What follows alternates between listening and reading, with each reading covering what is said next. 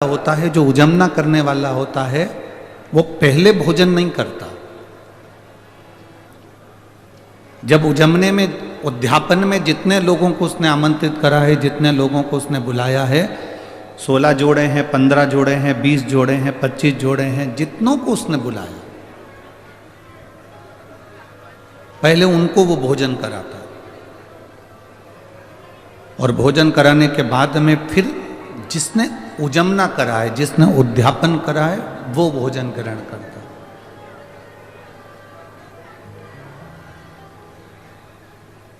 अब यज्ञाचार्य जी ने कहा कि आपने जो घंटा बांधा है वो घंटा तो बज जाता, पर कोई ना कोई भूखा जरूर है, कोई ना कोई भूखा रह गया।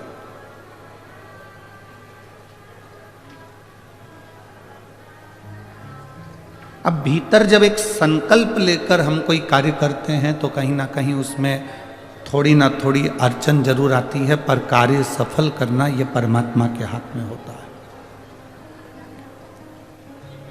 युधिष्ठिर ने अर्जुन से कहा, जरा पता करो कि अपने नगर में कौन भूखा है, भंडारे का भोजन करने के लिए कौन नहीं आया, जरा मालूम करा जाए कि कौन रह गया, पता करो जरा कौन भूखा रह गया। अर्जुन, नकुल, सहदेव, भीम सब गए, सब पता लगा रहे हैं कि भूखा कौन रह गया। एक कुटिया में एक बाबा जी रह रहे थे।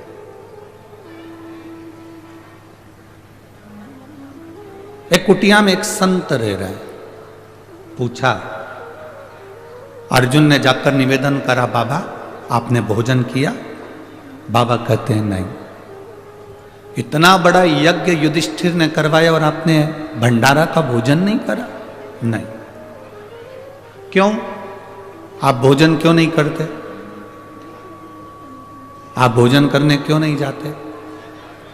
संत ने कहा, देखो महाराज, हम भोजन करने इसलिए नहीं जाते क्योंकि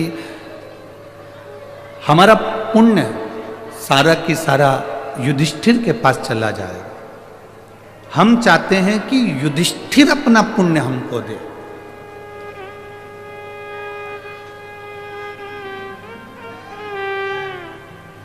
जिसने अपनी जिंदगी में 1000 अश्वमेध यज्ञ करे हों, हम उसके घर में भोजन कर सकते हैं। जिसने अपनी जिंदगी में 1000 अश्वमेध यज्ञ का हमें फल दे दिया हो, हम उसके घर में भोजन कर सकते हैं। हमें भोजन की दक्षिणा नहीं चाहिए, परंतु हमको 1000 अश्वमेध यज्ञ का फल चाहिए।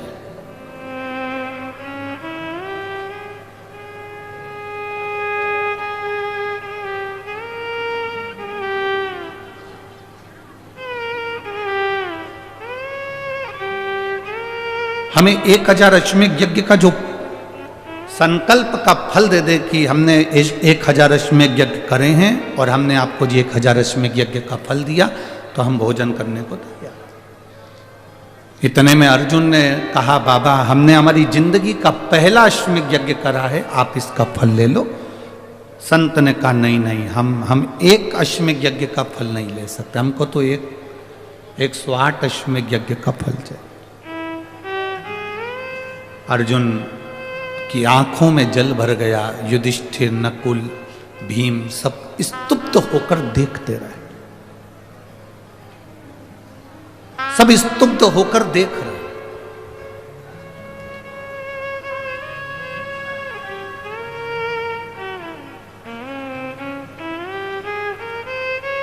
अर्जुन वापिस रथ लेकर युधिष्ठिर के पास में गए तो युधिष्ठिर ने कहा कि हमारे पास में 108 अश्वमेध यज्ञ का पुण्य नहीं है, हमारे पास में 108 अश्वमेध यज्ञ का पुण्य नहीं है, नहीं तो हम उस संत को दे देते और अपने घर में भोजन करा देते। अब करें तो करें क्या? द्रौपदी के कानों में शब्द गया,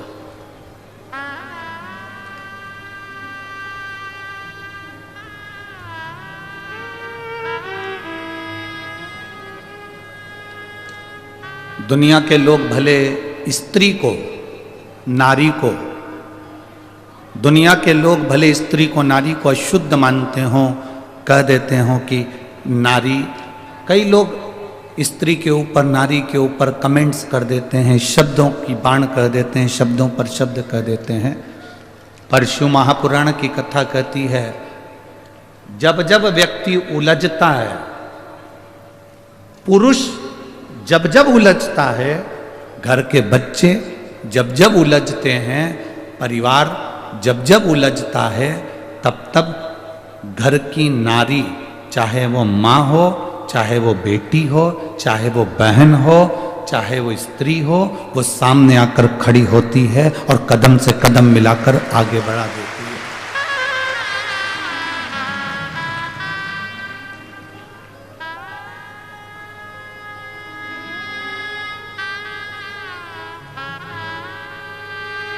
कितनी, जरा विचार करिएगा, एक पति पत्नी को गालियां देता है, एक पति पत्नी को थप्पड़ मार देता है। मदिरा के नशे में जब पति होता है तो पत्नी पर कहीं जूता फेंक कर मार देता है, कहीं बेल्ट से मार देता है, कहीं बर्तन से मार देता है, कहीं अपशब्द कह देता है।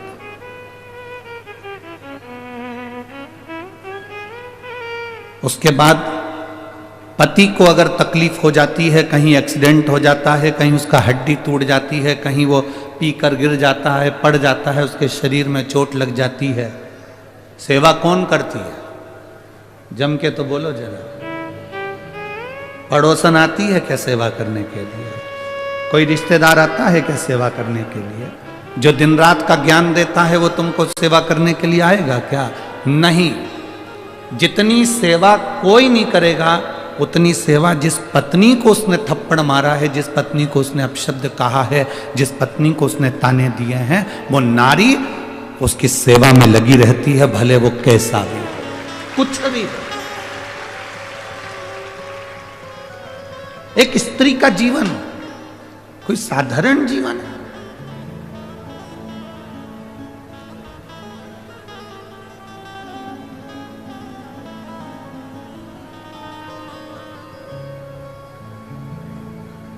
दशरथ जी के घर में संतान नहीं हुई।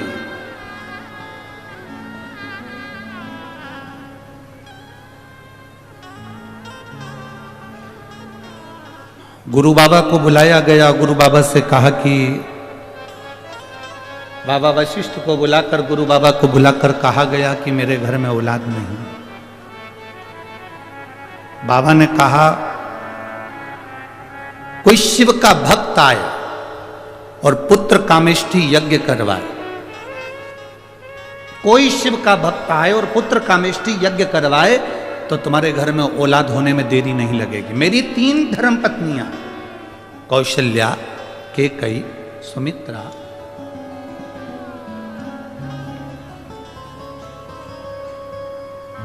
मेरी 3 धर्म पत्नियां होने के बाद भी मेरे घर में औलाद नहीं, तो कोई शिव का भक्त आए और पुत्र कामेष्ठी यज्ञ करवाए।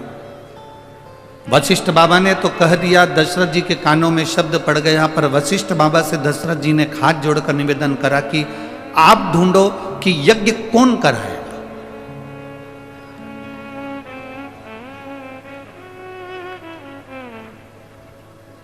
यज्ञ कराएगा तो कराएगा कौन?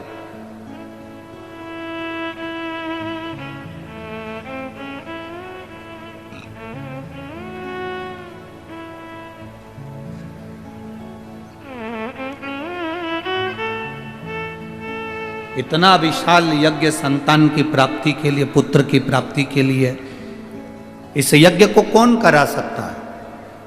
तब वशिष्ठ बाबा ध्यान लगाकर बैठे थे कि इस यज्ञ को कोई शंकर का भक्त कराए, तो उनके स्मरण में आया कि दशरथ जी की माता जी से पूछा जाए।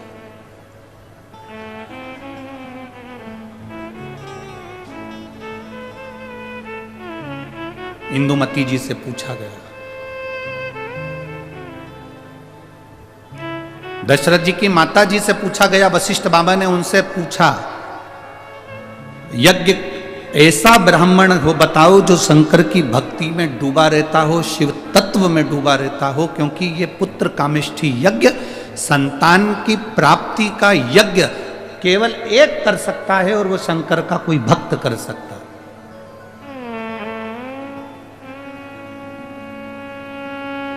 वशिष्ठ बाबा ने दशरथ जी की माता जी से कहा कि शिव भक्त कौन मिल सकता है? इंदुमती के स्मरण में आया, मेरे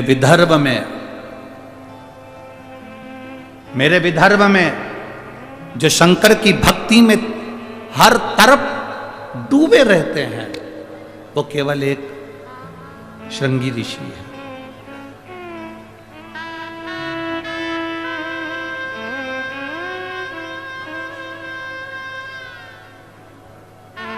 स्कंद पुराण के कभी स्मरण में विदर्भ को पढ़ना,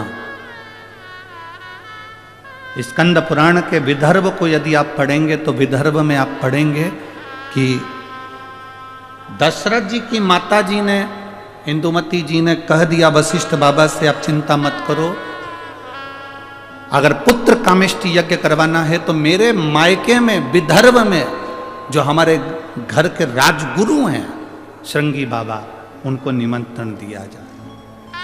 एक स्त्री मार्गदर्शक बन जाती है, एक स्त्री मार्ग बताने वाली हो जाती है, उनको बुलाया जाए।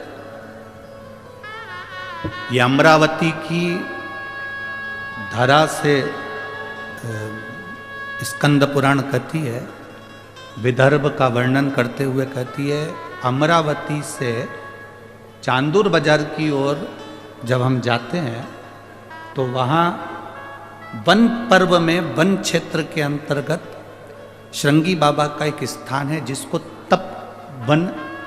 तपवनेश्वर कहते हैं।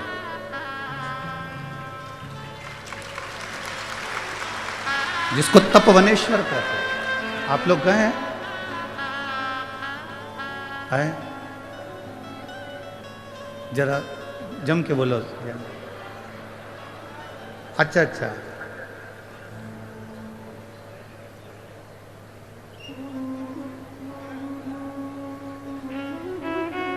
हमारे विधायक जी और सांसद जी कह रहे हैं क्षेत्र के अंतर्गत ही है तपवनेश्वर। आप लोगों में से कितने लोग गए? बहुत बहुत धन्यवाद, आपके चरणों को नमन जो आप तपवनेश्वर का दर्शन करें, जहां स्वयं संत साधु तपस्वी साधक उपासक तप करते हैं।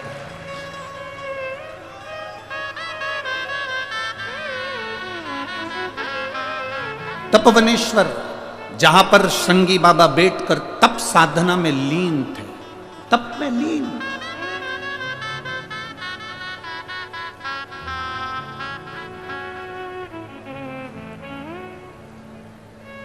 और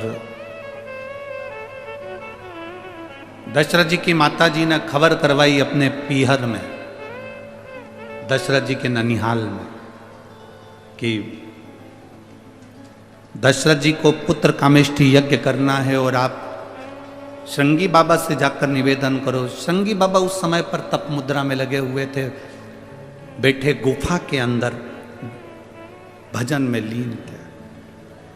जब कोई राजकीय कार्य होता था तो श्रृंगी बाबा निकलकर उस गुफा से आते थे और विदर्भ राज के पास में बैठकर उनको ज्ञान दिया करते थे।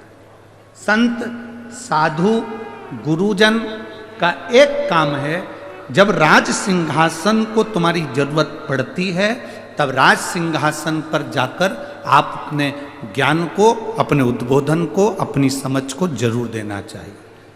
पर जब राज सत्ता को अपनी जरूरत नहीं है, उस समय पर बैठकर केवल भगवान शंकर का भजन करो, राम का भजन करो, कृष्ण का भजन करो, शिव का भजन करो। फिर राज सत्ता की ओर जाना उत्तमता नहीं है।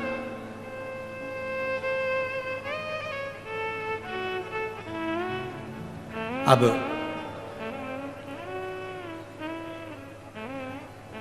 खबर कराई इंदुमती जी ने और खबर पहुंची विदर्भ राज के पास में। सुंदर कौंडन्यपुर में खबर जाती है और वहां पर खबर मिलते ही विदर्भ राज ने जाकर निवेदन करा श्रृंगी बाबा से, मेरी बहन का बेटा यज्ञ कर रहा है और आप जाकर यज्ञ पूर्ण करवाओ, क्योंकि उनको संतान की प्राप्ति चाहिए। श्रृंगी बाबा ने कहा कि पुत्र प्राप्ति के लिए, संतान प्राप्ति के लिए और मैं जाऊं? मुझे ही क्यों आमंत्रित करा? तो शिव महापुराण की कथा कहती है, कोई शंकर का भजन करने वाला, कोई शंकर की आराधना करने वाला, कोई शंकर की उपासना करने वाला, कोई शंकर के ऊपर एक लोटा जल चढ़ाने वाले का दर्शन मात्र भी अगर हो जाता है तो जो कामना हम करते हैं वो कामना हमारी पूर्ण हो जाती है। ये शिव तत्व की कथा है, ये शिव महापुराण की कथा वर्णन कर रही है। आप इतने सारी संख्या में आए हो, लाखों की भीड़ में आप लोग लाखों की संख्या में यहां भक्त पहुंचे हैं। पंडाल को कल भी रात्रि को बहुत बढ़ाया, उसके बाद भी आप लोग पंडाल में समा नहीं सकते। दोनों तरफ पंडालों को बढ़ाया गया, पर आपका शिव के प्रति जो प्रेम है, आपकी जो वात्सल्यता भगवान शंकर के प्रति है, वो यहाँ देखने को मिलती है। इतनी दूर से बस तो कहाँ खड़ी है, 3-3 किलोमीटर दूर बस छोड़ देती है, आप पैदल पैदल पैदल पैदल चलते चलते यहाँ तक पहुँचते हो। 3 किलोमीटर 4 किलोमीटर पैदल पैदल चलकर आप यहाँ पहुँचते हो। हम तो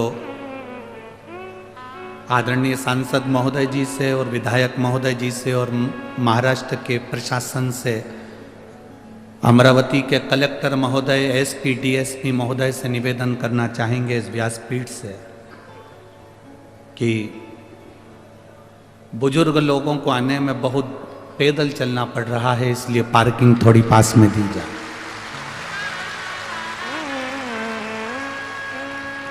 यदि पार्किंग अगर आप पास में नहीं दे सकते तो मैं विदर्भ की अमरावती नगर के सब नवयुवक बेटों को और बेटियों को निवेदन करना चाहूँगा, आपकी स्कूटी, आपकी मोटरसाइकिल पे बुजुर्गों को लाकर कथा के पंडाल तक छोड़िए।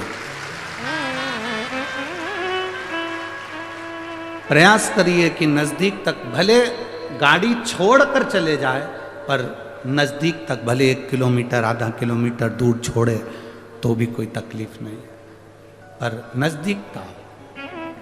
हमारा तो निवेदन है माननीय कलेक्टर महोदय जी से, एसपी डीएसपी कमिश्नर आदि से कि आप प्रयास करेंगे तो सब कुछ हो सकता है। शिव तत्व की प्राप्ति,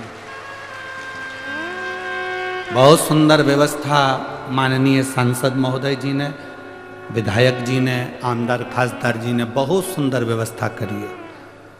खूब भोजन भंडारा भी चल रहा है, जगह जगह पीने के पानी की व्यवस्था, शौचालय की व्यवस्था, रुकने की व्यवस्था, पार्किंगों की व्यवस्था, सब अच्छी करी है। बस अब प्रशासन का साथ चाहिए कि वो थोड़ा नज़दीक तक लोगों को छोड़ने की व्यवस्था के लिए अग्रणता प्रदान करे। ये आपसे नहीं, शिव कथा कह रही है, भगवान शंकर का संवाद कह रहा है, शिव महापुराण की कथा कह रही है, शिव तत्व कह रहा है।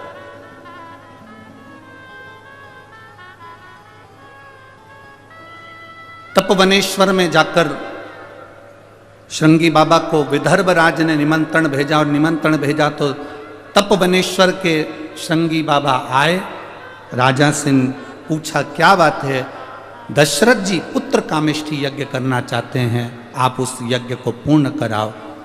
श्रृंगी बाबा ने मना कर दिया, श्रृंगी ऋषि ने मना कर दिया। श्रृंगी बाबा बोले मैं नहीं जा सकता, मेरी तप साधना छूटती है, मेरा भजन छूटता है, मेरा कीर्तन छूटता है, मेरा स्मरण छूटता है, मैं नहीं जा सकता, मैं नहीं जाऊंगा। जैसे ही निवेदन किया, श्रृंगी बाबा ने मना करा और जाकर तपवनेश्वर में बैठ गए। तप करने वापस गुफा में प्रवेश कर गए। तब जैसे ही गुफा में प्रवेश कर तप करने में लीन थे, श्रृंगी बाबा का एक नियम पक्का था कि रोज पार्थिव शिवलिंग का निर्माण करना, उसकी पूजन करना, उसकी आराधना करना। आज पार्थिव शिवलिंग का निर्माण श्रृंगी बाबा बस कर ही रहे थे, आधा शिवलिंग का निर्माण हुआ था। पूर्ण तरह से गोल शिवलिंग बना ही नहीं था, केवल हाथ का स्पर्श किया गया था।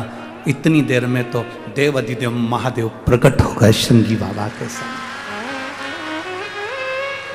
देवाधिदेव महादेव प्रकट हुए और देवाधिदेव महादेव प्रकट होकर तुरंत उसी समय पर बोले श्रृंगी ऋषि से, हे श्रृंगी बाबा, अयोध्या के राजा दशरथ जी यज्ञ करवाना चाहते हैं, आप पुत्र कामेष्टि यज्ञ करवाइए, क्योंकि भगवान नारायण पृथ्वी पर अवतरण होना चाहते हैं, इसलिए अवध में राम आने चाहते हैं, आप करवाओ यज्ञ। आधा शिवलिंग का निर्माण हुआ था, इसलिए आप लोग अगर तपवनेश्वर गए हो, हम तो आज तक नहीं गए, अगर आप लोग तपवनेश्वर गए हो, हम नहीं जा पाए। हम तो कहेंगे सांसद महोदय जी से, विधायक जी से, अगर नज़दीक में हो तो एक बार बाबा के दर्शन अवश्य कराएं, जिससे हमारी भी जिंदगी सार्थक हो, जीवन की सार्थक हो। ऐसी पवित्र भूमि, जिस भूमि से श्रृंगी ऋषि यज्ञ कराने के लिए अयोध्या में जाते हैं, अवधपुरी में जाते हैं, इतनी पवित्र भूमि से, विदर्भ की इस धरा से श्रृंगी ऋषि जाकर जो यज्ञ कराते हैं, राम जी को लाने के लिए पुत्र कामेष्टि यज्ञ करवाते हैं, वो श्रृंगी ऋषि के पवित्र भूमि का दर्शन हो, इससे बढ़कर सुख और क्या हो सकता है। तपवनेश्वर हम नहीं गए, परंतु स्कंद पुराण कह रही है, वहां पर जो शिवलिंग होगा वो पूर्ण तरह से गोल नहीं होगा, शास्त्र में लिखा है। क्यों? उसका कारण यह है कि श्रृंगी बाबा शिवलिंग का निर्माण कर रहे थे और इतनी देर में शंकर भगवान प्रकट हो गए और उन्होंने कह दिया आपको इसी क्षण अवध के लिए जाना पड़ेगा, अयोध्या के लिए जाना पड़ेगा। तो वो दोनों हाथ लगा हुआ शिवलिंग का भाग छोड़कर, अर्थात तिकोना भाग कह सकते हैं, त्रिकोणी ऐसा भाग छोड़कर पूर्ण तरह से शिवलिंग नहीं बना पाए, और त्रिकोणी भाग छोड़कर श्रृंगी बाबा विदर्भ राज से आज्ञा लेकर, उनको कहकर, उनको निवेदन कर कर कि अब मैं आपकी बहन के घर जा रहा हूँ यज्ञ कराने के लिए, और अवधपुरी में पहुँचे और उन्होंने यज्ञ करवाना प्रारंभ करा। जो यज्ञ करवाया, खीर का कटोरा आया, उस खीर के पात्रों को श्रृंगी बाबा ने वशिष्ठ बाबा से कहकर दशरथ जी को दिलवाया। तो दशरथ जी महाराज के मन में एक भाव उत्पन्न हुआ कि ये खीर का जो कटोरा आया है, ये खीर खाने से संतान की प्राप्ति हो सकती है। जो प्रश्न आज के लोगों को लगता है, सफेद आंकड़े की जड़ बांधने से क्या संतान की प्राप्ति हो सकती है, बेलपत्र खाने से क्या रोग का निवारण हो सकता है, शिवजी पे चढ़े हुए जल को पीने से क्या हमारे शरीर का रोग, शुगर, बीपी, थायराइड, सोरेसिस जैसी बीमारियां भी समाप्त हो सकती हैं, क्या हमारा किडनी, लीवर भी ठीक हो सकता है, क्यों नहीं। वशिष्ठ बाबा ने कहा जिस खीर के पात्र को अग्निदेव ने दिया है, ये खीर का पात्र कोई साधारण नहीं है, इस खीर के पात्र में स्वयं शिव की भक्ति करने वाले श्रृंगी बाबा का हाथ का स्पर्श हो गया है, और शिव की कृपा जब होती है तो संतान की प्राप्ति होती ही है, ये निश्चित है। एक पत्र है, देखिए,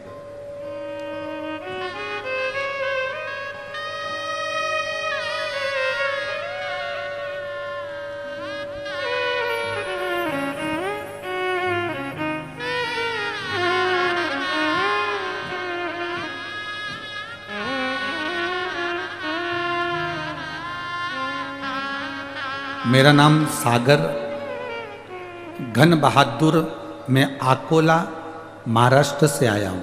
मेरा मोबाइल नंबर ये है। आप दो फोटो देख रहे होंगे, अगर एलईडी पर आप लोग देख रहे हैं या आस्था चैनल पर देख रहे हैं तो दो फोटो देखिए। पहला फोटो जो लड़का वेंटिलेटर पर पड़ा हुआ है, अगर यहाँ आए हों तो हाथ हिला सकते हैं। बच्चा आया है साथ में, लेकर आ जाओ।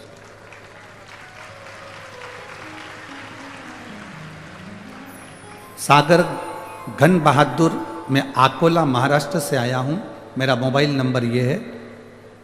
मेरा बेटा देव, जिसको हम आनंद भी कहते हैं, गुरुदेव,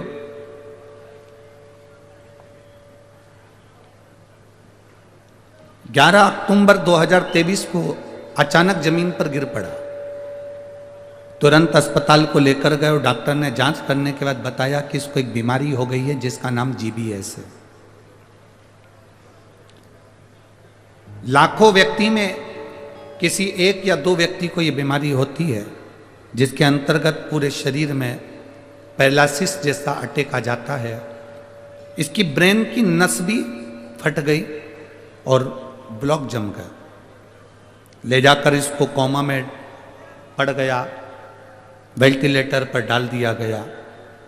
ना शरीर में कोई कंपन था, ना हाथ पैर हिल रहे थे, ना यह बोल पाता था, ना सुन पाता था, ना देख पाता था। डॉक्टर के हिसाब से तो ये चले गया था, इसका जीवन नहीं था। डॉक्टर ने कहा ये अब है कि नहीं, वेंटिलेटर से जब उतारेंगे तब मालूम पड़ेगा कि स्थिति क्या है। पर डॉक्टर के हिसाब से ये नहीं था। समय निकला, किसी ने कहा कि शिवजी पे चढ़ी हुई बेलपत्र इसके सिराने रख दो। हमने डॉक्टर से विनती करी कि हम अगर बेलपत्र लाकर दें तो हम क्या मरीज के सिराने रख सकते हैं? डॉक्टर ने मना कर दिया। फिर भी हम शिवजी पे चढ़ी हुई बेलपत्र इसके सिराने रखना चालू करा। 3 दिन बाद इसको वेंटिलेटर पर थोड़ा सा होश आया और उसके आंखें खुली। गुरुदेव शिवजी पे चढ़ा हुआ जल इसको देना प्रारंभ करा। धीरे धीरे वो आईसीयू में आया, आईसीयू से प्राइवेट रूम में आया। इसके दिमाग में 10 mm की और 8 mm की खून की गठानें बहुत सारी थी, जिसके कारण बस ये देख नहीं पाता, सुन नहीं पाता या समझ नहीं पा रहा था। मेरी 2 बेटियां हैं छोटी छोटी, वो शंकर जी के मंदिर में जाकर जल चढ़ाती, जल लाकर इसको पिलाती। डॉक्टर के हिसाब से ये कभी समझ नहीं सकता था, सोच नहीं सकता था, देख नहीं सकता था, बोल नहीं सकता था, क्योंकि बीमारी ने ब्रेन को फाड़ दिया था। डॉक्टर भी आश्चर्य में है कि यह बच्चा इतनी जल्दी उठकर कैसे बैठ गया और समझने कैसे लगा। केवल शंकर पर चढ़े हुए जल का क्या इतना महत्व है?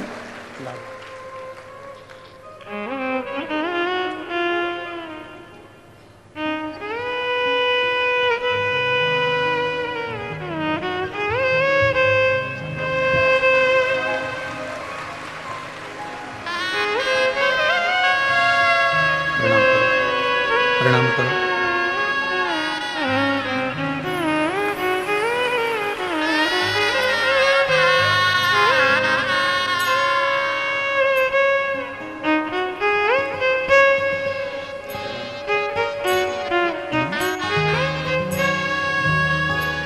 देव नाम है, अवाणी भी आई, आंख भी आई और शुद्ध भी आई। बाबा चाहेगा तो जल्दी जल्दी और ठीक होता चलेगा।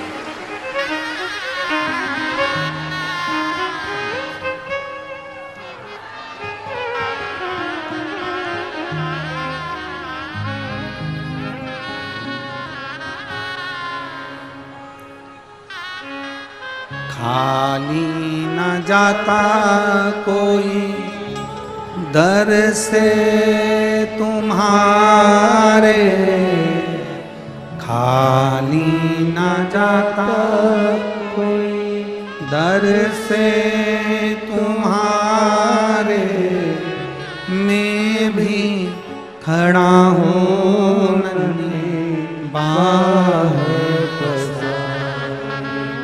अपने हृदय से लगा लो, लगा लो, गिरा जा रहा हूँ, उठा लो, भोले अपने दर से अब तो न टारो, गिरी जा रही हूँ,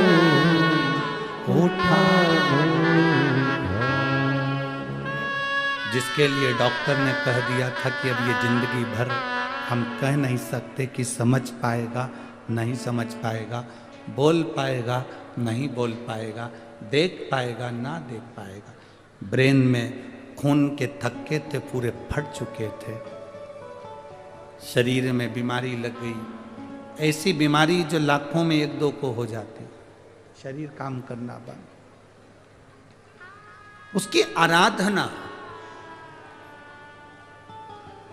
अकाल मृत्यु वो मरे जो काम करे चंडाल का, और काल उसका क्या बिगाड़े जो भक्त हो मां काल का। वो शिव है, त्रिकालदर्शी है, कैलाशी है, अविनाशी है। अगर हम उसके दरवाजे तक जा रहे हैं, हम उसकी चौखट तक जा रहे हैं, तो ये समझ लो कि उसने निमंत्रण दिया आपको। आप शिव महापुराण की कथा तक आ रहे हो और यहां बैठकर अगर कथा सुन रहे हो, जहां जगह मिल जाए, जहां तक तुम्हें आवाज आ रही हो, ये जरूरी नहीं कि तुम पंडाल के अंदर बैठकर कथा सुनो, तुम्हें जहां जगह मिल जाए तुम तो वहां बैठ जाओ, जहां मिल जाए, बस उसका स्मरण जरूर करो। कथा सुनकर उससे विनय जरूर करो कि भोला सब दुख ओ भोला सब दुख उससे विनय करिए, प्रार्थना करिए, वो समझे।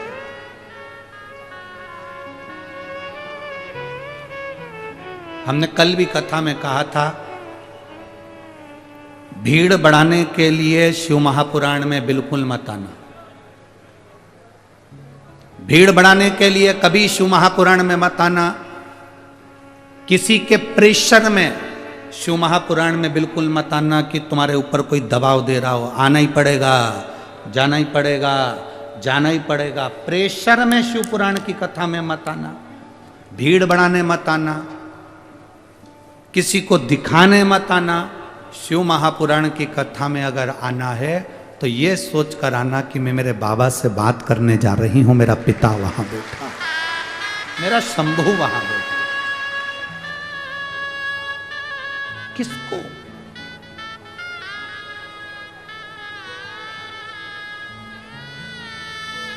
जितनी देर कथा में बैठो उतनी देर आपका दिल मेरे बाबा से लगा होना चाहिए।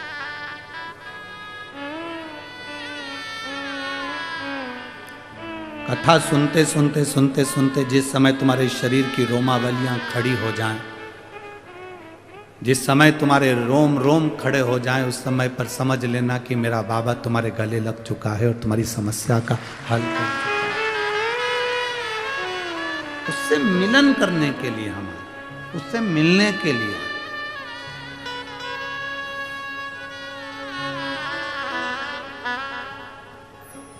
दशरथ जी ने पूछा क्या ये खीर प्रसाद कौशल्या केकई सुमित्रा पाएंगी, संतान का सुख होगा? वशिष्ठ बाबा ने कहा, शिव भक्त भगवान शंकर की आराधना करने वाले श्रृंगी ऋषि का हाथ का स्पर्श हुआ। अब केवल शिव भक्त के हाथ का स्पर्श हुआ तो इतना फल मिल सकता है। जिस शिवलिंग की तुम पूजन कर रहे हो उस पे चढ़ा हुआ जल, उस पे स्पर्श करा हुआ बेलपत्र जब हम खाते हैं, धारण करते हैं, तो विचार करना क्या हमारी जिंदगी की सार्थकता नहीं बनती है? सारी समस्या का हल बोल बम का नारा है। क्या हमारे दुख नहीं कट सकते?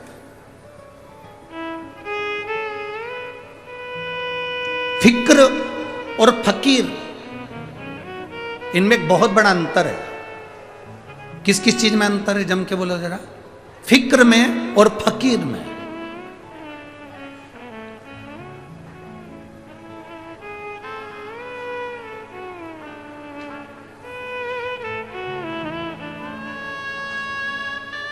फिक्र, चिंता, व्यक्ति को निगल जाती है। फिक्र, चिंता मनुष्य को खा जाती है। फिक्र में और फकीर में जमीन और आसमान का अंतर है। फिक्र, चिंता व्यक्ति को खा जाती है और फकीर, संत, साधु, गुरुजन ये चिंता को ही खा जाते हैं, ये फिक्र को ही खा जाते हैं। कोई फिक्र नहीं। रोटी मिली ठीक है, ना मिली ठीक है, आसन मिला ठीक है, ना मिला ठीक है, जगह मिली ठीक है, ना मिला ठीक है। जितने शिव भक्त कथा को सुनने के लिए आते हो, ये बनकर जाना कि आप एक शंकर के भक्त हो। कहाँ बैठे हो, कौन सिंहासन तुम्हें मिला है, कौन जगह तुम्हें मिली है, उससे कोई मतलब नहीं। तुम ये सोच कर जाओ कि जमीन पर बैठे हो तो मेरा कंकर शंकर मेरे साथ में है। मैं शिव महापुराण की कथा श्रवण करने के लिए,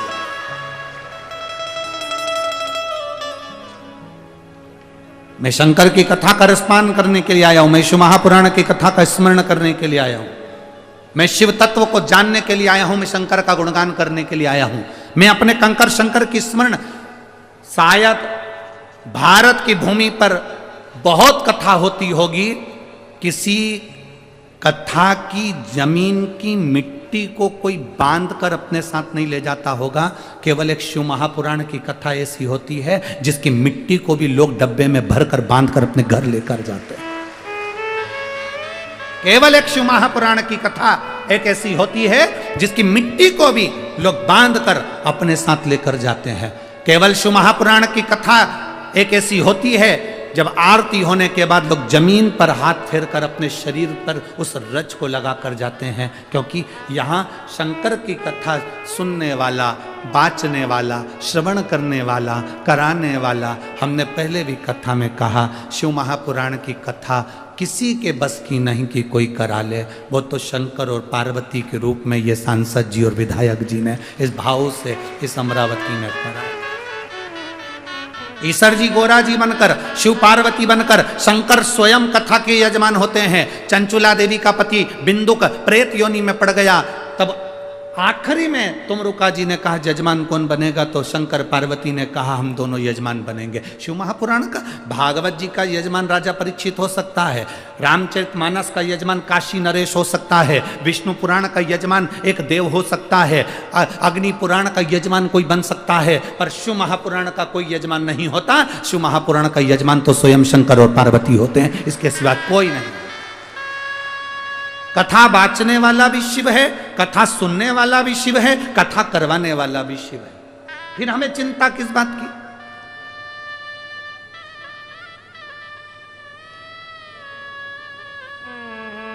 रोड पर से चलकर आओगे, कथा के मंडप तक पहुंचोगे, तब तक तुम्हें पानी की भी याद आएगी, बहुत थक गई हूं पानी पी लो। कथा के मंडप तक पहुंचोगे तब तक तुम्हें गर्मी भी लगेगी, पर 1 बजे से 4 बजे तक कथा होती है। उस 1 बजे से 4 बजे के बीच में आप कथा का रस तत्व जब ग्रहण करेंगे तो आपको ऐसा लगेगा कि हमें गर्मी नहीं लग रही, प्यास नहीं लग रही, भूख नहीं लग रही, अब तो केवल कथा सुनना है, बाकी का कोई मतलब। हम कई बार इस व्यासपीठ से, कई जगहों पर आपने सुना कि नहीं सुना, हमने कई जगह व्यासपीठ से कहा कि जितने लोग अंदर बैठे हैं इनको ना पानी की बोतल दीजिए, ना इनको पानी का पाउच दीजिए, क्योंकि हमने कथा में कह रखा है आप अपने घर से आना, क्या क्या लेकर आना, आज तुम बोलो। 2 बोतल पानी, 1 बिछाने का आसन और 1 छाता, ये अपने साथ लेकर चलना, क्योंकि पंडाल वाले कितनी भी व्यवस्था कर दें पर भोला तो खुले में बैठता है, उसके यहाँ जगह कम पड़ते जावे। ये तो शिव कैलाशी अविनाशी की कथा है, जहाँ जगह मिल जाए वहाँ बैठकर सुन लो। छाता लगाओ, बैठो, सुनो। कई लोग पानी की बोतल, पानी का पाउच अंदर भी बांटते हैं, तो हम उनसे हमेशा कहते हैं, सुना है कि नहीं सुना, क्या कहते थे कि जितने लोग धूप में बैठे हैं, जितने लोग गर्मी में बैठे हैं, पानी का पाउच उनको दीजिए, बोतल उनको दीजिए। अंदर बैठे हुए तो भगवान की भक्ति में भींगे हुए हैं, इनको नहीं जरूरत। शिव भक्ति करिए, भजन करिए, स्मरण करिए, जो मिल जाए उसको श्रवण करिए, वो मिलेगा।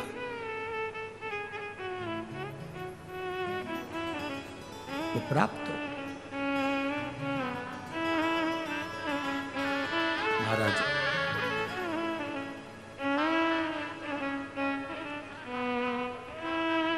जब श्रृंगी बाबा पहुंचे, पुत्र कामेष्ठी यज्ञ करवाया, तब माता कौशल्या, केकई और सुमित्रा जी के गर्भ से संतान की प्राप्ति। मेरी जीजियों, 20 साल 25 साल भी शादी को हो गए और संतान नहीं है तो चिंता ना करना, एक बार बाबा की भक्ति जरूर करना। तुम रुकेश्वर महादेव का नाम लेना, तुम रुक्का जी का नाम लेकर रजो धर्म के 7वें दिन सफेद आंकड़े की जड़ लेकर शंकर के शिवालय पर से 21 बार घुमाकर नंदी के पास खड़े होकर शिव को देखते हुए अपनी कमर में उसको लाल धागे में जरूर बांधो। प्रतिदिन शिव जी को 1 लोटा जल जरूर चढ़ाओ, उस जल का आचमन करो, नंदी के पास बैठकर जल का आचमन कर कर फिर अपने घर की ओर जाओ। मेरा बाबा आपकी सुनी गोद में देगा जरूर, ये निश्चित है, वो खाली नहीं। एक पत्र है,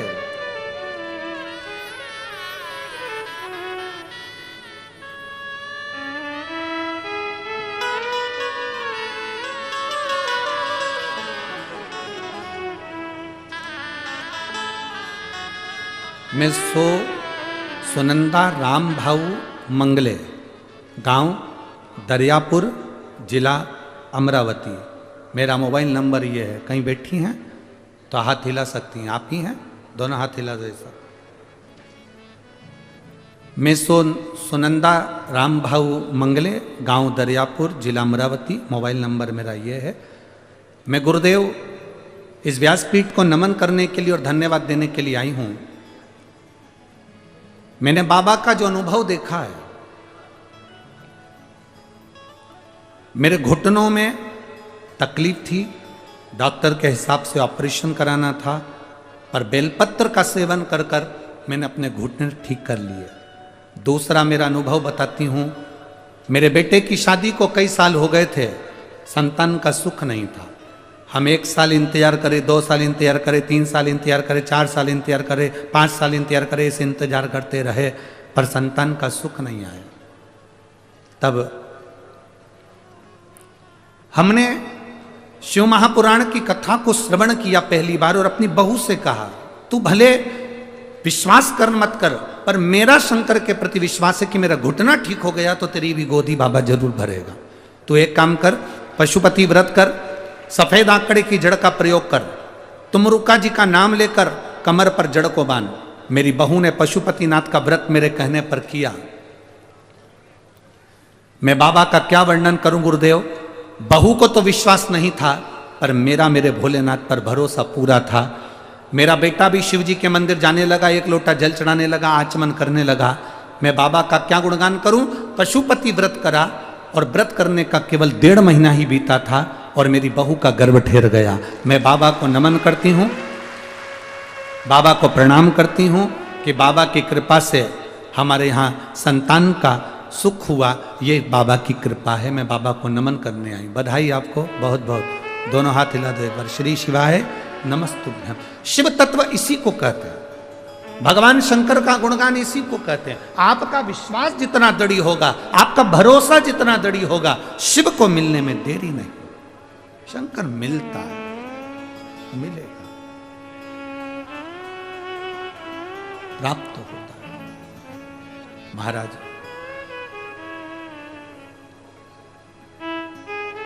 बस आपका विश्वास दृढ़ हो, भरोसा पक्का हो, ये इसीलिए हम कहें।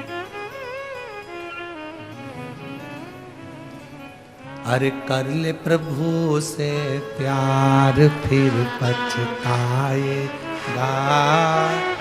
झूठा है सन ओ भोला, सब दुख काटो शिव शंकर जपूं तेरी माला, भोले बाबा जपूं तेरी माला, भोला सब दुख काटो तुम्हारा, ओ भोला सब दुख काटो तुम्हारा। वेश है मंगल मंगलकारी, वेश है मंगल मंगलकारी, शमशान वासी शमशान वासी ओ भोला सब दुख काटो, ओ भोला सब दुख काटो। शिव कथा कहती है, भगवान शंकर का संवाद कर रहा है। केवल एक नारी, ये ना सोचा जाए कि वो गलत है। व्यक्ति को मंजिल तक पहुंचाने की सामर्थ्यता भी रखती है।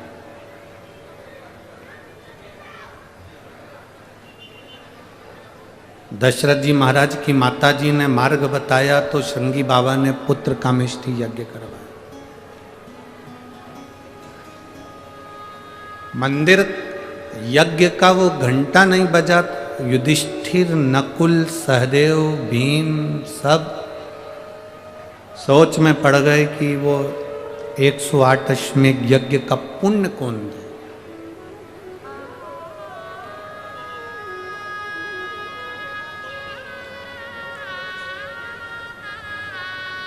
अगर कोई सतमार्ग बता रहा है तो उसको लेना चाहिए।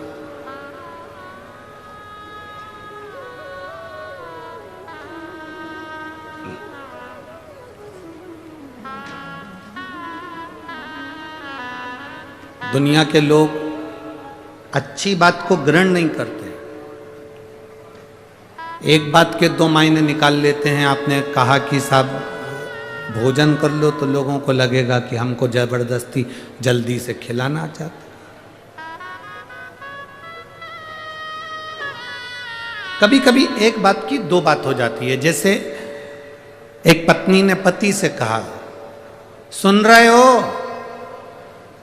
पति बोला क्या है?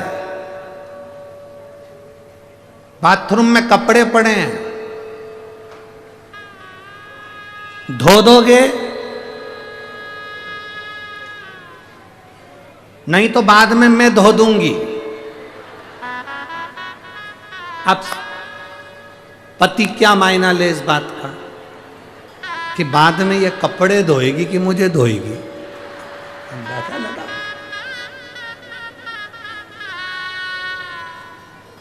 पत्नी ने आवाज लगाई, पति से कहा, सुनो बाथरूम में कपड़े पड़े हैं, धो दोगे? नहीं तो बाद में मैं धो दूंगी। अब पति बेचारा डिप्रेशन में पड़ा, चिंता।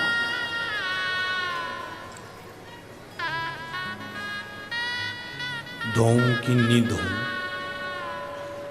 ये दुनिया की सोच है।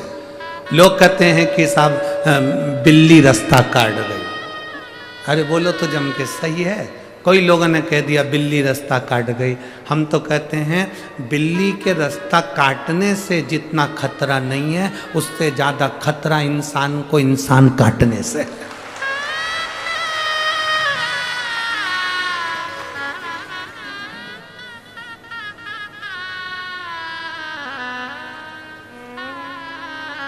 एक माता ने पत्र लिखा है और बड़ी खुश होकर लिखा है। उसके पत्र को पढ़कर हमको भी हंसी आ रही हो। मेरा नाम सरला ओम प्रकाश जायसवाल है। मैं कारंजा लाड़ खेड़ी कारंजा लाड़ खेड़ी खेड़ा, तुम समझ गए ना? बस तो फिर खेड़ी है कि खेड़ा तुम जाने, ठीक है। कारंजा लाड़ देश देश की रहने वाली हूं। कहीं बैठी हैं क्या? कहीं बैठी हो तो हाथ हिला सकती हैं, है वो? अच्छा उधर बैठी हो। श्री शिवाय नमस्तुभ्यम, प्रणाम। एक बार हाथ हिला तो बड़ी खुश दिख रही हो।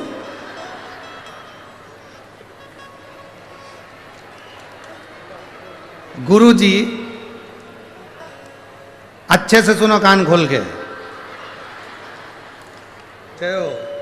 खुले हैं। मेरा कोटि कोटि प्रणाम। एक बार आपने कथा में कहा था, कथा के पंडाल में शिव भक्त आते हैं, उनका मुंह झूठा करा दो तो भगवान छप्पर फाड़ के देता। मैं कथा सुनकर अपने गांव कारंजा से आकोला चली गई। 70 रुपए की मैंने आइसक्रीम खिलाई।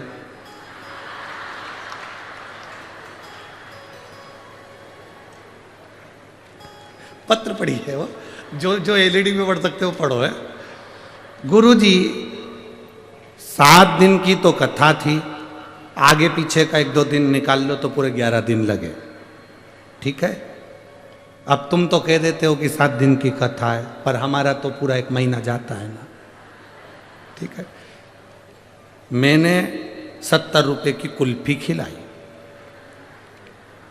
अब मैं बाबा को यहाँ प्रणाम करने के लिए आई हूँ, साथ में बहुत सारा सामान खिलाने का भी लाई हूँ।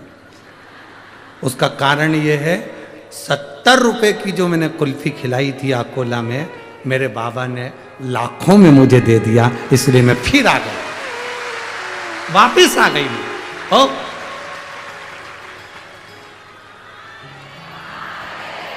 एक बार वापिस आती ला दो। श्री शिवाय नमस्ते, प्रणाम।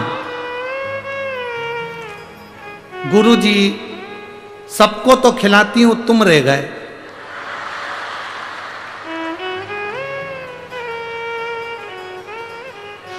सांसद जी, अमरावती भारी है।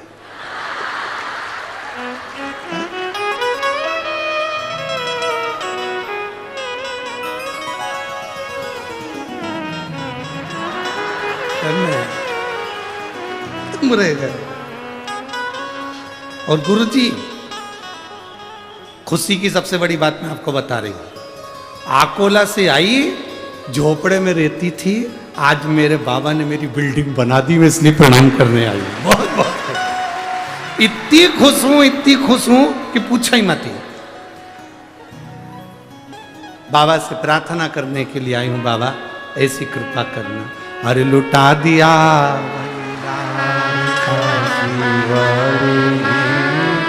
कर दिया माला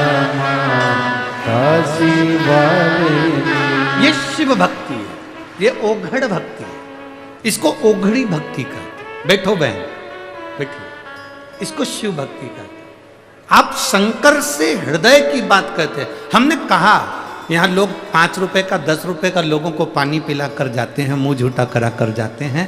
कोई अपने घर से बेसन रोटी बना कर लाता है, वो खिला जाता है। कोई अपने घर से कोई पूड़ी बना कर लाता है, वो खिला जाता है। कोई मुरमुरे लेकर आता है, भेल बना कर खिला जाता है। ये उसने तो दिया, बीज बो दिया, अब उस वृक्ष को लगाना और उसमें फल लगाना मेरे देवाधिदेव महादेव के हाथ में है। वो क्या देगा, कैसे देगा, वो जान सकते, उसके ऊपर नहीं था। बोल बम का नारा है, बाबा एक सहारा, शिव तत्व की प्राप्ति। युधिष्ठिर, नकुल, सहदेव, भीम, अर्जुन जब अंत में मौन होकर बैठ गए कि हमारा ये यज्ञ का घंटा नहीं बजेगा, कब तक नहीं बजेगा, जब तक वो संत भोजन नहीं करेगा। और संत को भोजन कराना मतलब 108 अश्वमेध यज्ञ का पुण्य देना। अब 108 अश्वमेध यज्ञ जिसने करे हो वो दे दे।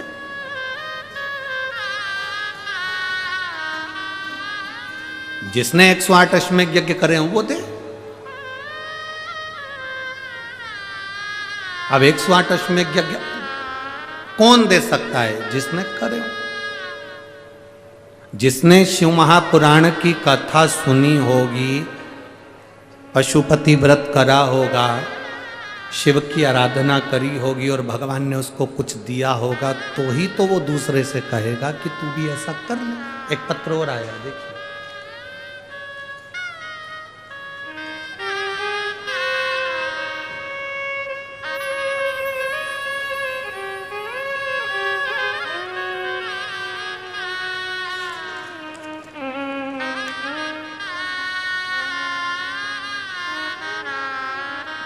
आरोही अजय मेजम,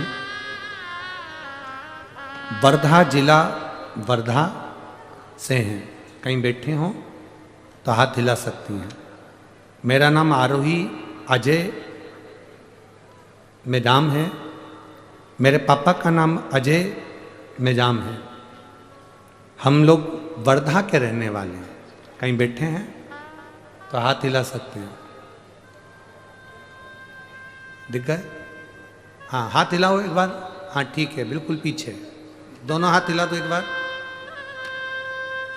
वापिस। हाँ ठीक है, दिख रहे हैं।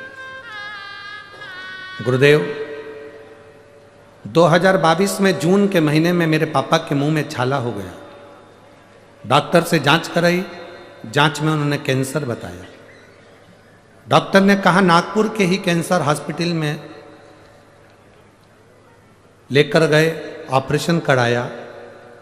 ऑपरेशन कराने के कुछ ही दिन ठीक रहे, उसके बाद में वापिस छाला आया और डॉक्टर ने 4th स्टेज का कैंसर कह दिया। 4th स्टेज का कैंसर बोला। आपके माता पिता आए हैं? हाथ हिलाओ जरा। आए? हाथ हिलाओ एक बार वापिस। ठीक है। 4th स्टेज का कैंसर मेरे पिताजी को कह दिया गया। हमने डॉक्टर से पूछा इसका कोई इलाज है, तो उन्होंने कहा कि अब इसका ऑपरेशन भी नहीं हो सकता, अब तो ले जाओ, सेवा करो। केवल 4 से 5 महीने का टाइम दिया डॉक्टर ने कि इससे ज़्यादा इनकी जिंदगी नहीं है। गुरुदेव, बॉम्बे दिखाया तो उन्होंने कह दिया ये कैंसर तो पूरे शरीर में फैल चुका है, आप 2-3 महीने बस इनकी सेवा कर लीजिए, इससे ज़्यादा कुछ भी नहीं। कोई दवाई, कोई कीमो, कुछ नहीं, आप इनकी सेवा करो। गुरुदेव, मई 2023 को हम सीहोर गए, वहाँ से रुद्राक्ष लाए। पापा मम्मी का हाथ लगवाकर उस रुद्राक्ष को पानी के लोटे में डाल देते तांबे के कलश में, और सुबह शिव जी को चढ़ाकर उनको पिला देते। पर गुरु जी कोई आराम नहीं लगा। बाद में फिर जांच कराई तो मालूम पड़ा कि कैंसर पूरे शरीर में फैल चुका है और अब 1-1.5 महीने के मेहमान। कथा में हमने सुना था कि रुद्राक्ष का जल बड़ा भारी होता है, उससे सब रोग ठीक होते हैं। मेरे पापा को बाबा बचाओ। हम फिर वापिस उस रुद्राक्ष के जल को देने लगे। गुरुदेव, एक गलती हमसे हुई। हम जब रुद्राक्ष लेने के लिए सीहोर गए तो बाहर किसी ने कह दिया कि हमारे पास में रुद्राक्ष मिल जाता है, तो हम उनसे ही वो रुद्राक्ष पैसे से खरीद कर लिया। हमारे गांव के लोगों ने कहा कि सीहोर में जो रुद्राक्ष मिलता है वो निःशुल्क मिलता है, फ्री में मिलता है, आप वहां से मांग कर बाबा को प्रणाम कर लाओ। हम फिर वापिस सीहोर गए। अब की बार हमने पैसे से रुद्राक्ष नहीं लिया, बाबा को प्रणाम कर लाइन लगकर हाथ में मांग कर रुद्राक्ष लेकर आए। हमारे हाथ में उन्होंने शाही लगाई, हमने बाबा का नाम लेकर रुद्राक्ष लिया। उस रुद्राक्ष को पानी में गलाया, शिव जी को चढ़ाया, वो पानी हमारे पिताजी को देना चालू करा। आज डॉक्टर भी आश्चर्य में हैं, जिन्होंने 2 महीना बोला था, आज मेरे पिता को 1 साल हो गया। मेरे पिता ठीक हैं और मेरे माता पिता दोनों यहाँ पर शिव महापुराण को प्रणाम करने आए हैं। उनका कैंसर की रिपोर्ट अब ठीक आ रही है और कोई तकलीफ उनके शरीर में नहीं है। उन्होंने दुकान पर जाना प्रारंभ कर दिया है और अपना काम खुद करना प्रारंभ कर दिया है। गुरुजी, मैं नमन करती हूँ व्यासपीठ को, प्रणाम करती हूँ। अब ठीक है बाबू, हाथ हिलाओ एक बार वापिस। श्री शिवाय नमस्तुभ्यम। बैठिए। हर हर महादेव। शिव तत्व है, ओघड़ी है शंकर, त्रिकालदर्शी है शिव। और तेरी कृपा बिना न हिले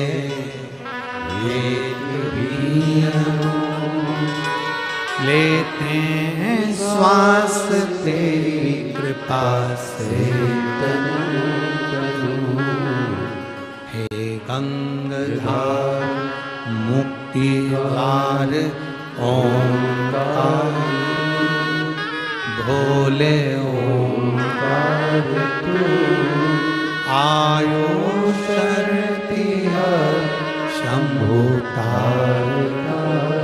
तू बखान क्या करूं मैं रातों के ढेर का चपटी भभूत में खजाना तुझेगा हे गंगाधार मुक्ति द्वार ओंकार तू भोले ओंकार तू आयो शरण की हारी शंभु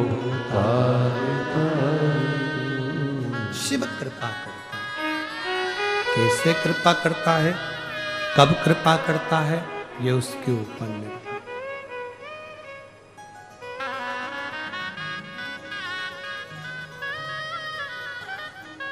करो भजन,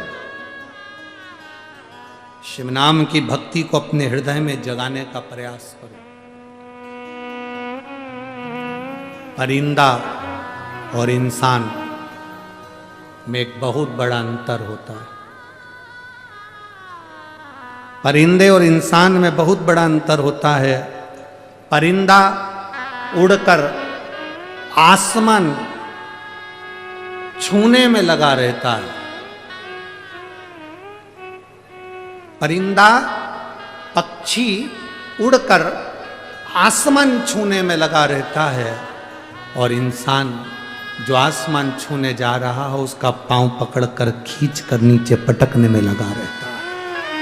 दोनों में अंतर है, बहुत अंतर। परिंदा आसमान छूने में लगा है और इंसान को खींच कर गिराने में लगा है,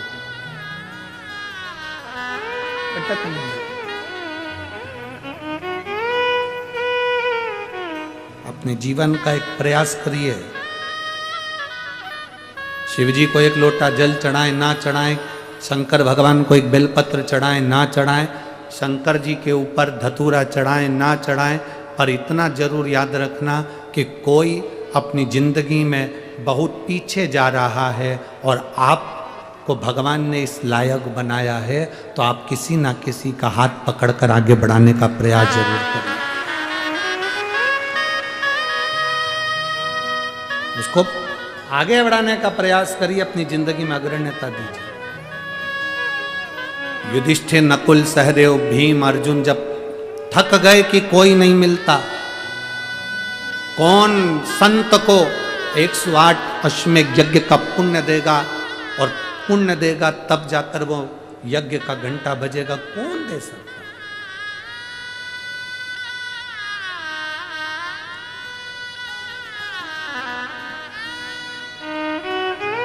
तुम्हारे शरीर में जब कष्ट होगा, उसकी पीड़ा को,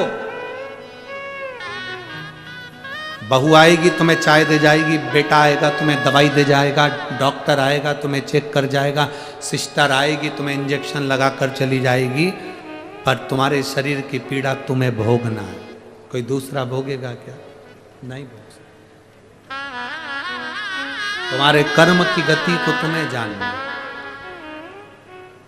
इसीलिए हम बार बार कहते हैं, अरे मत बुरे कर्म कर बंदे वरना पछताएगा, भगवान की आंखों से तू बच नहीं पाएगा, तू बच नहीं पाएगा।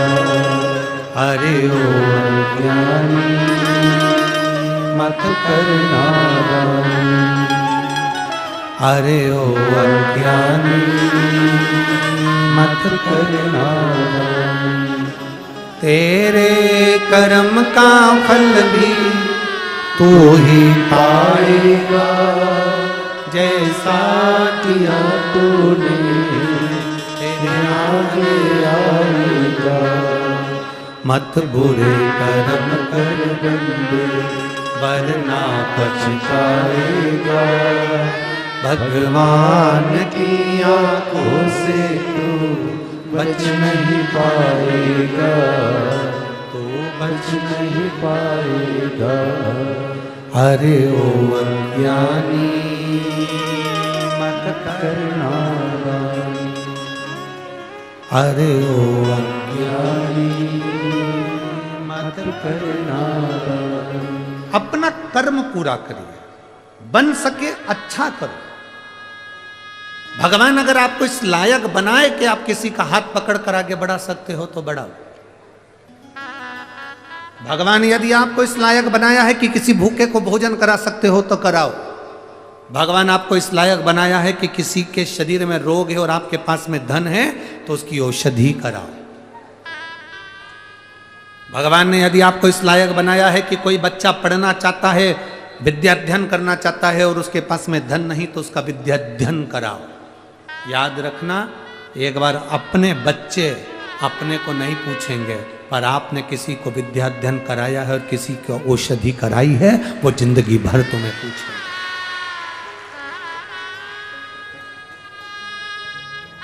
तुम कुछ बनो ना बनो, कोई कहे कि तुम सीए बन रहे हो, कोई कहे तुम इंजीनियर बन रहे हो, कोई कहे तुम मिनिस्टर बन रहे हो, कोई कहे तुम मंत्री बन रहे हो, कोई कहे तुम कलेक्टर बन रहे हो, कोई कहे तुम एसपी बन रहे हो, कोई कहे तुम कमिश्नर बन रहे हो। तुम कुछ बनो मत बनो, पर शिव महापुराण की कथा कहती है एक अच्छा इंसान जरूर बनो, एक अच्छा मनुष्य बनो। लोग कहते हैं गुरुजी शेयर मार्केट रोज गिरता है, हम कहते हैं इंसान भी तो शेयर मार्केट जैसा हो गया, रोज ही तो गिर रहा है।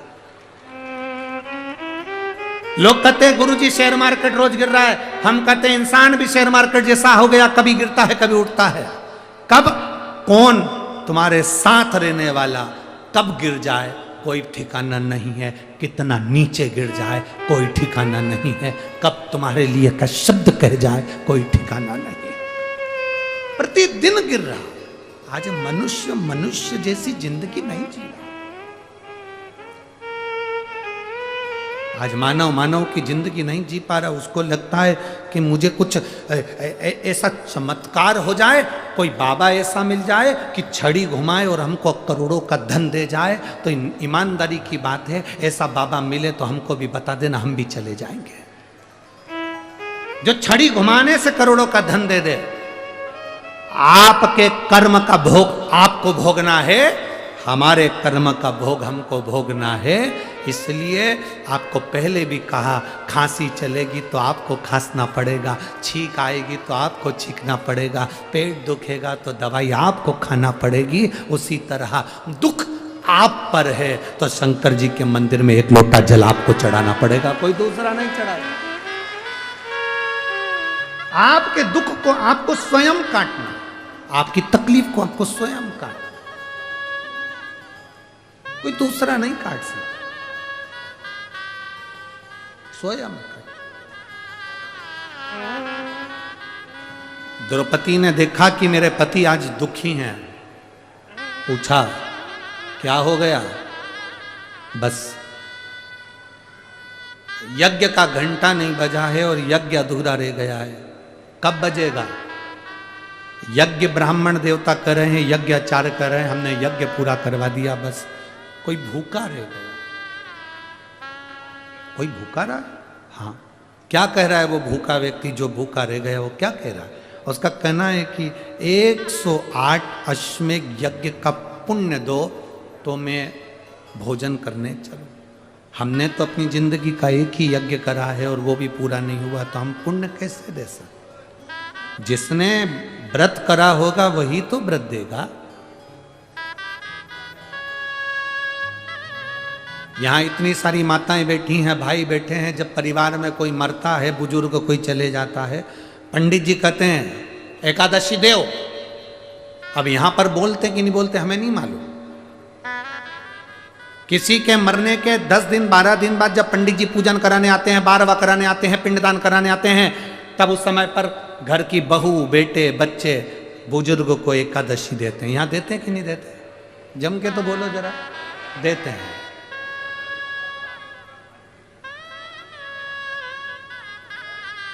कब देते हैं?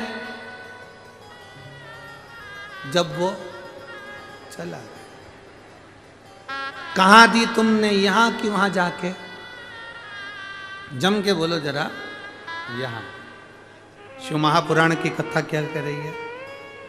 जगन्नाथपुरी में एकादशी उल्टी लटकी है। करें आप लोगों ने दर्शन? कितने लोगों ने करे दर्शन? मंदिर के बाहर एकादशी उल्टी लटकी है जगन्नाथपुरी में, क्योंकि श्रीमद् वल्लभाचार्य जी ने मायावाद का खंडन करा था वहां। जगन्नाथपुरी में एकादशी को उल्टी लटकाया गया। क्यों लटकाया गया? कभी पूछा जगन्नाथ जी में जाकर कि आपके यहां एकादशी उल्टी क्यों लटकी है? इस एकादशी ने करा क्या था जो तुमने उल्टा लटका दिया? पूछना था आपको जाकर। आप जगन्नाथ जी के दर्शन करने गए तो आपके मन में यह प्रश्न आना था कि एकादशी उल्टी क्यों लटकी। उसका एक कारण, कोई मर जाता है तो लोग एकादशी दान देते हैं।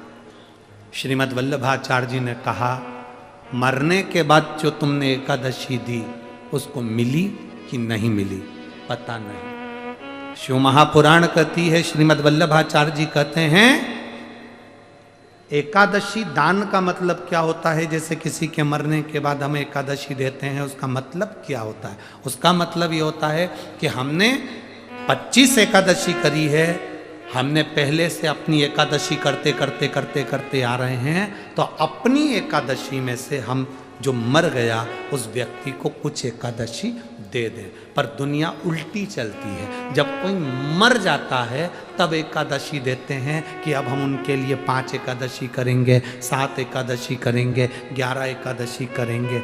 जब वो चला गया, तुम्हारे पास में 500 का नोट है, तुम्हारे पास में 100 रुपए हैं, 10 रुपए हैं, 50 रुपए हैं, किसी को तुम्हें 10 रुपए देना है तो तुम दे सकते हो, क्योंकि तुम्हारी जेब में वो 500 रुपए रखे हैं। तुम्हारी जेब में वो 500 रुपए रखे हैं तो तुम किसी को दे सकते हो। तुम्हारे जेब में जब 500 रुपए है ही नहीं तो तुम किसको दोगे? कैसे दोगे? अब तुम घर जाओगे, 500 रुपए लाओगे, तब दोगे जब तक तो वो व्यक्ति चला गया। शिव महापुराण की कथा कहती है, श्रीमद् वल्लभाचार्य जी ने जगन्नाथपुरी में मायावाद का खंडन करा और कहा, एकादशी का दान करना है तो जीते जी करो, अपनी करी हुई एकादशी में से कुछ एकादशी का दान उस जीव को दे दो। अपनी करी हुई। हम उल्टा करते हैं। जब कोई चला गया, पंडित जी ने कहा एकादशी दे दो, मैं 5 एकादशी इनको देती हूँ। अब 5 एकादशी तुम करते रह रहे हो कि अब मैं दूंगी उनको। मैंने अगली एकादशी कर ली, 1 हो गई, 2 हो गई, 3 हो गई, 4 हो गई, 5 एकादशी तुमने अब दी। जब वो चला गया, अपने जीते जी स्मरण कर कर उसको दो। हमने जब 108 अश्वमेध यज्ञ करे ही नहीं तो हम दान कहां से दे दें? हम कैसे दे सकते हैं? द्रौपदी ने कहा, तुम चिंता मत करो, मैं चलती हूं, संत को मना कर लेकर आती हूं। अब बुद्धि देखिए और विवेक देखिए। आपका चलकर शंकर के मंदिर तक जाना देखिए, आपका पैदल चलकर शिव महापुराण तक आना देखिए। यहां एक महिला बैठी हैं जो सोते सोते दंडवत करती करती यहां पहुंची है।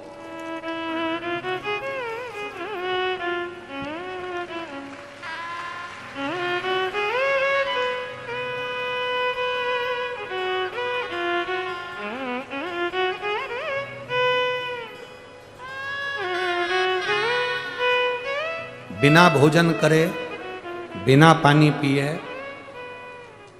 कुसुम लसन कर दारहा दारहा दर वहा। ठीक है, आप लोग समझ गए ना? ठीक है। इनकी उम्र है 76 वर्ष। कहीं बैठी हैं? आप ही हैं? आ जाओ माँ, आ जाओ, आ जाओ।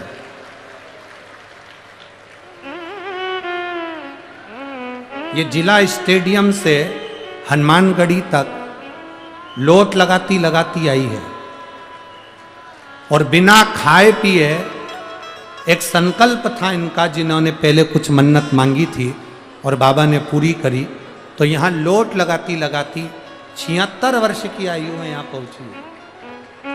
76 वर्ष। ऐसी शिव भक्ति। कुसुम लसनकर दारवा 76 वर्ष की आयु है, 76। शिव भक्ति इसी को कहते हैं। अरे लुटा दिया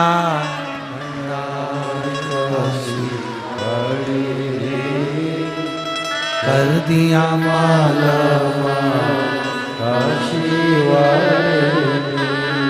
ये हमारे भीतर का एक विश्वास जब जागृत होता है, हमारे भीतर का जब भरोसा दृढ़ होता है, तब हमें शिव भक्ति, भगवान शंकर की शरणागति प्राप्त होती है। तब प्राप्त होती है विश्वास, भरोसा, दृढ़ता मेरे शिव के नजदीक लेकर जाता है, मेरे शंकर के करीब लेकर जाता है, शिव के करीब लेकर जाता है। एक विश्वास जब हमारे भीतर जागृत हो, एक भरोसा हमारे भीतर जागृत हो, जब एक दृढ़ता हमारे भीतर जागृत हो, तब व्यक्ति शिव के नजदीक पहुंच पाता है। शिव के नजदीक। शिव महापुराण की कथा कहती है, भगवान शंकर का संवाद कहता है, शिव तत्व कहता है महाराज। शिव महापुराण की कथा कर रही है। द्रौपदी ने पूछा,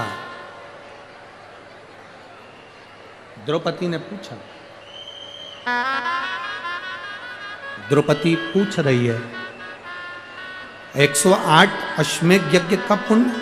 हाँ, 108 अश्वमेध यज्ञ का पुण्य। ठीक है। द्रौपदी ने कहा, अब आप मेरे साथ में चलो, उस संत के दरवाजे तक मुझे लेकर चलो, उस गुरु के दरवाजे तक लेकर चलो, उस बाबा के दरवाजे तक लेकर चलो जिसने भोजन नहीं किया। चलो उसके दरवाजे,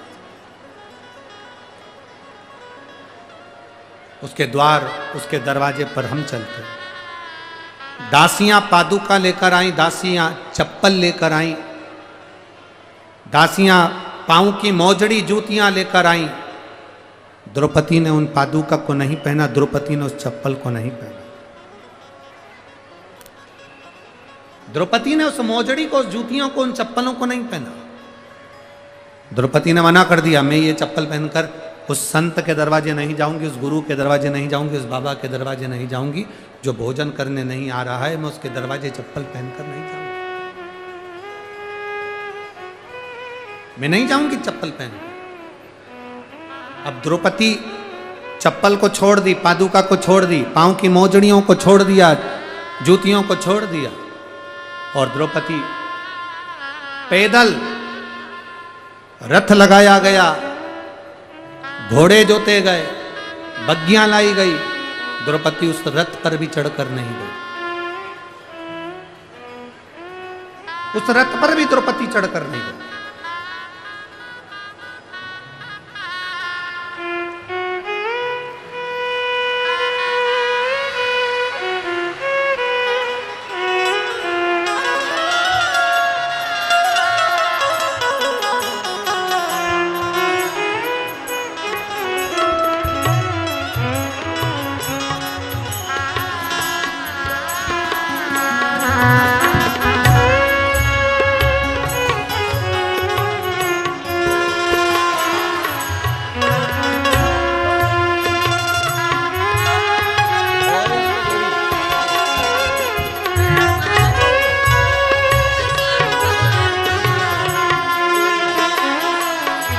बस यही से प्रणाम।